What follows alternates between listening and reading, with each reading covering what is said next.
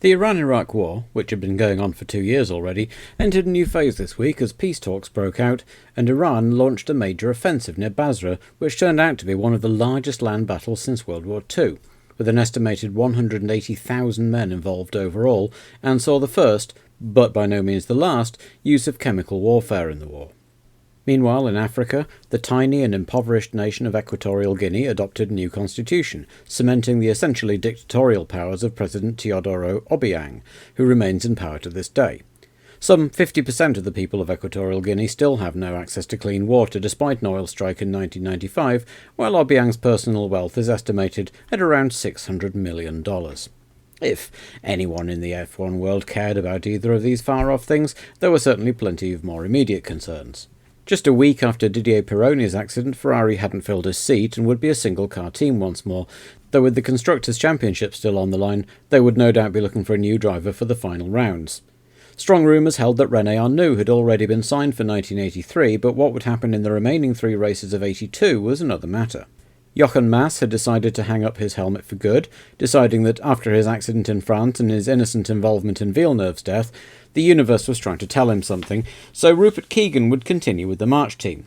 And Colin Chapman announced that Lotus had signed a deal to run Renault turbo engines in 1983, which only served to restart rumours about head office planning to ditch the works team. Lotus driver Nigel Mansell might be forgiven for being a little distracted over the weekend, though, as his wife Roseanne had been taken to hospital to have their first child. The Österreichring was another high-speed track, with the thinner air at high altitude being extra advantageous for the turbo cars as the atmospheric cars gasped for air. It was no surprise then that the Brabhams were at the front, but it was surprising that Piquet and Patrese were a full second ahead of Prost, Tombe and Arnoux, who had been on pole for the previous 3 Austrian Grand Prix. Rosberg was the highest Atmo car in 6th, 2.7 seconds off pole, with De Angelis, Alboreto, Daly and home hero Lauda making up the top 10. Watson, struggling with understeer, could only manage 18th, while both new boys Keegan and Byrne made the grid in 24th and 26th places respectively, leaving Bozell, Jarier and Salazar to enjoy the Alpine scenery come Sunday. Marc Surer had a recurrence of Baldy's German problem when his car failed to fire up on the parade lap, and he ran over to start from the pit lane in the spare, but the sun was out and a bumper crowd was looking forward to a great race. The start was relatively trouble-free at the front, but the narrow pit straight saw the 2 Alphas collide while avoiding a slow-starting Daly and collecting the Williams on their way into retirement, while Keegan clobbered a barrier avoiding the accident and was also out. Up at the front, the Brabhams led from Prost, Tombe, Arnoux and De Angelis, but as they came back round to start lap 2, there was evidently still some sharp debris around on the pit straight. Tombe lipped around with a puncture for new boots, while Alboreto had a blowout which pitched him backwards into the barriers. Meanwhile, Patrese had got ahead of his teammate and the pair of Brabhams were once again pulling away, trying to get some distance so they could finally try out their pit stop strategy. The gap was 5 seconds by lap 7, which put them on target to be 25 seconds ahead by mid-race. Behind the Brabhams were the 2 Renaults, then the 2 Loti of De Angelis and Mansell, the team buoyed by the engine deal announcement, and the cars running well for once. Rosberg and the sole remaining Williams were 7th, followed by Warwick and Fabi in the Tollmans. The Tollman twins were really motoring, using their Hart turbo power to make their way in formation past Rosberg and Mansell, but it wasn't to last.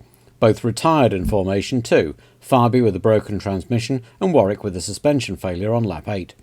So Rosberg was back up to 6th, with Lafitte and Henton both running well in 7th and 8th, then Lauda 9th and Mansell but dropping back to 10th. On lap 17, Arnoux pulled in to retire with a fuel injection problem, and he was followed into retirement by Mansell a lap later, who presumably hopped on the next plane home. Piquet came in shortly after, a bit earlier than planned on blistered tyres, and was sent out with new tyres and a full tank, and emerged 4th behind De Angelis. He'd begun suffering from an engine misfire too, though, and couldn't make any headway on the Lotus, while Rosberg closed right up behind. 7 laps later, Patrese came in to make the first scheduled fuel stop in modern F1, with the very respectable 13.8 seconds, without losing the lead. On colder tyres and with full tanks, Patrese lost ground to Prost, but the Renault couldn't get past, until the BMW engine seized solid, locking up his rear wheels and sending him flying into the barriers at the Texaco chicane. So now Prost took over the lead, with a huge lead over De Angelis, who was running second. Piquet broke down on his way up the hill off the pit straight and rolled backwards down it to park out of the way, which put Brian Henton up into an unaccustomed 5th place, but only for another lap as he trailed in to retire with an engine problem. Prost was effectively the only turbo left in the race, with Tambay still working his way back up the field. He led De Angelis by some 30 seconds, with another 10 seconds or so back to Rosberg, so if Prost could avoid breaking down for a change, he would move up ahead of Watson into the effective lead of the championship. With 10 laps to go, Prost had lapped everyone up to Rosberg in 3rd place and looked set for an important win, while Tambay had caught up to 7th place Watson in his quest to get back up into the points, and the Ulsterman pulled in to retire on lap 45, which would do his championship chances no good at all. Rosberg, meanwhile, was bearing down on De Angelis and cut his lead down to just a few seconds, when Prost's engine went up like a bonfire and a disconsolate Alain walked away. So Elio De Angelis was now leading in his Lotus, but Rosberg also scented the win and put the hammer down. With only a few laps left, he had to absolutely go for it, and go for it he did. After lap 50 of 53, the gap was 3.1 seconds. A lap later, it was 2.2 seconds. Beginning the last lap, it was 1.6 seconds, still a big enough gap, but the Lotus was almost out of fuel, running on fumes, and the engine kept cutting out from the lack of fuel pressure. Rosberg was now close enough to be in De Angelis' slipstream and moved right up behind the Lotus, looking for a way past as the black and gold cars sputtered and stuttered to the finish. On the very last corner, Rosberg pulled out from behind and the two cars charged side by side for the line. Elio De Angelis took his maiden win, and Lotus's first win since 1978, by just 0.05 seconds.